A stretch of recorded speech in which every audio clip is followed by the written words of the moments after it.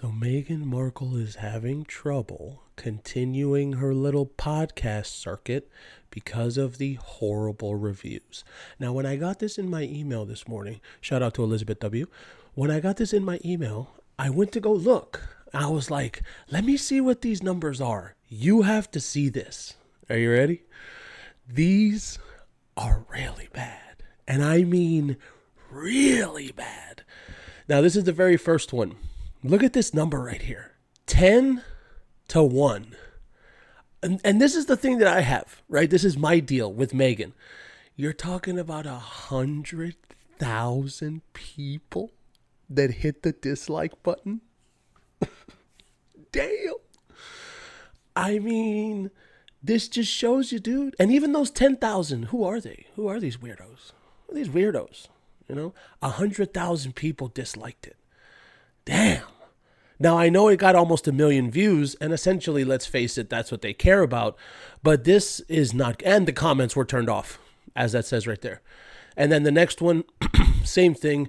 This one is, it looks like to 1 to 6, because, 6 times 6, 36. So 1 to 6, basically. And you can see at 37K and 6. Who are these 6,000 morons? Who are they? Who are these people?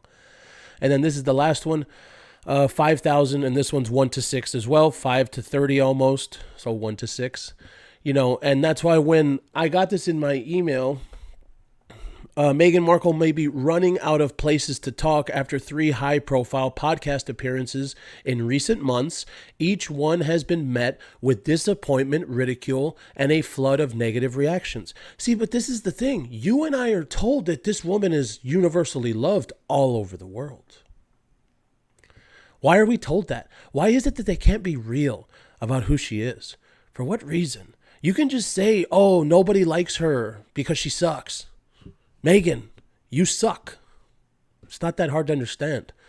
What was meant to be a strategic play to re-energize her brand has instead turned into a sequence of very public stumbles. No, I'm sorry. I'm not going to allow that word because stumble makes it look like a mistake, And that's why people have even said, oh, she fumbled the Netflix deal. No, she didn't fumble anything. And here, she didn't stumble anything. They suck. She sucks. It's not very good. It's the truth. Her most recent flop, Bloomberg. Before that came Aspire with Emma Grant. The downward spiral arguably began with the Jamie Kern-Lima show. Yeah, we just saw 100,000 dislikes. PR analysts now argue that podcast hosts are reluctant to book Markle in the near future. Quote, every one of those appearances has backfired spectacularly. Yes, they have. The negative ratios are undeniable. She's chasing platforms, but each one damages her credibility even further. Eventually, invitations may dry up altogether. Well, let me hold on for a second. I don't think she was invited to any of these. In my opinion, we did a story that was about Meghan's podcast circuit and how she was going to start it. I think that was like 2 months ago or something like that. And I think these are all paid, dude. These are all paid appearances. She paid Jamie Kern-Lima, even though they're friends. Just a little scratch my back, I'll scratch yours.